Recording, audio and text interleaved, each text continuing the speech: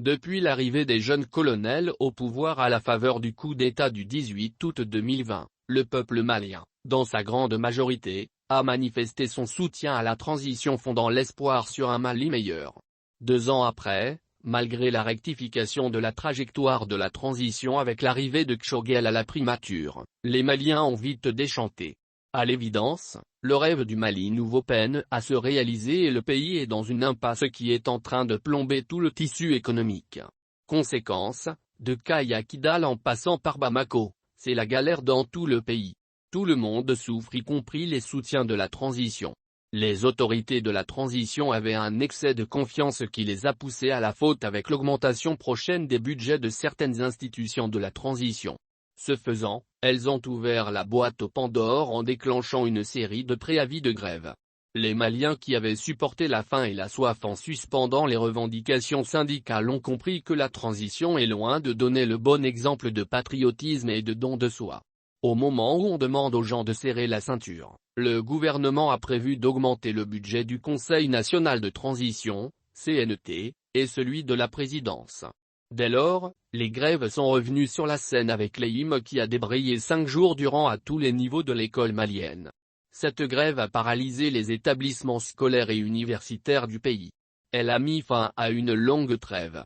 Et c'est la faute du gouvernement dont les ministres auraient oublié qu'ils ont le devoir de veiller sur les acquis du soulèvement contre la corruption et la mauvaise gouvernance. Si la transition n'avait pas oublié les objectifs du changement, l'espace scolaire allait rester calme. Les enseignants aussi veulent partir en grève après les élèves et étudiants.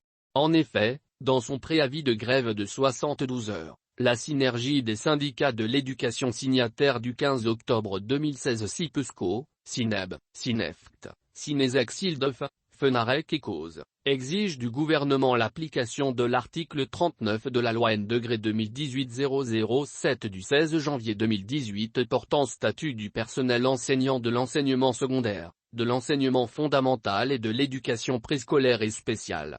La synergie mettra son mot d'ordre de grève de 72 heures à partir du mercredi 14 décembre 2022.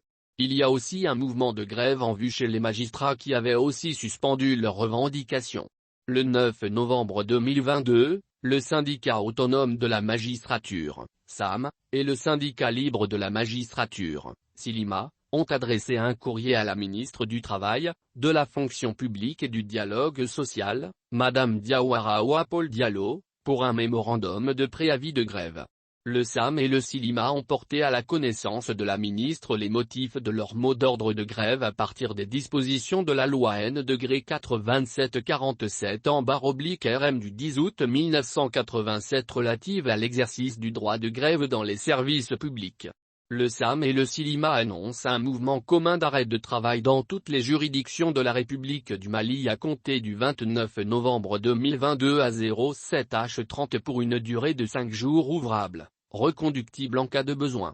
Tout est parti du fait que les magistrats ont appris l'adoption en Conseil des ministres en sa séance du 2 novembre 2022, du projet de loi portant modification de la loi 2016-046 du 23 septembre 2016 portant la loi organique fixant l'organisation, les règles de fonctionnement de la Cour suprême et la procédure suivie devant elle et que le dit projet de loi vise à modifier l'âge de départ à la retraite des membres de la Cour suprême.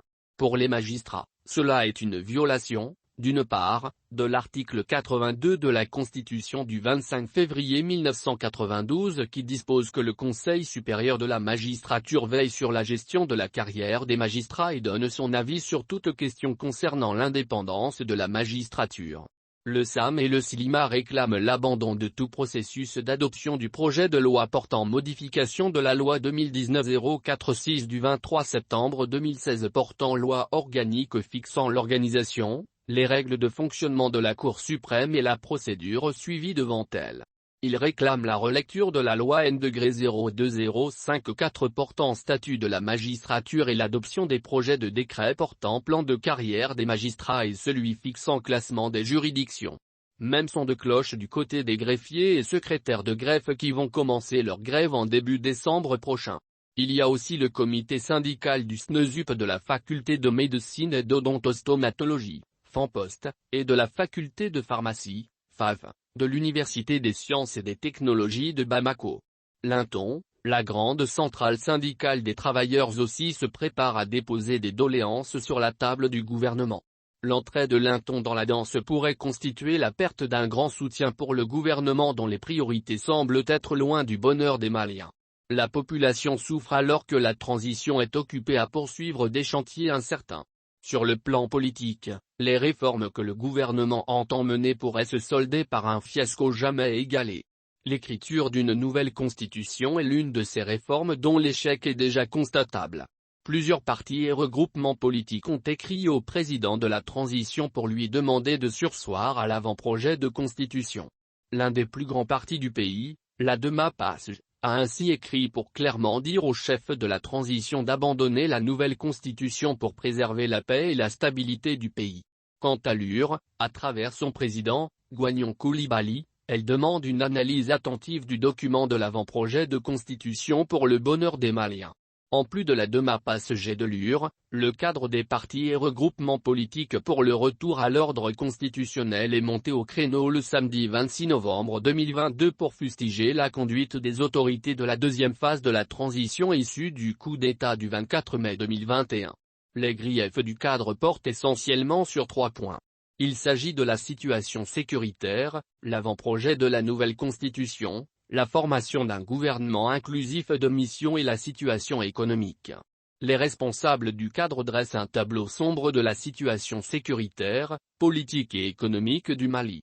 L'insécurité se répand sur le territoire national.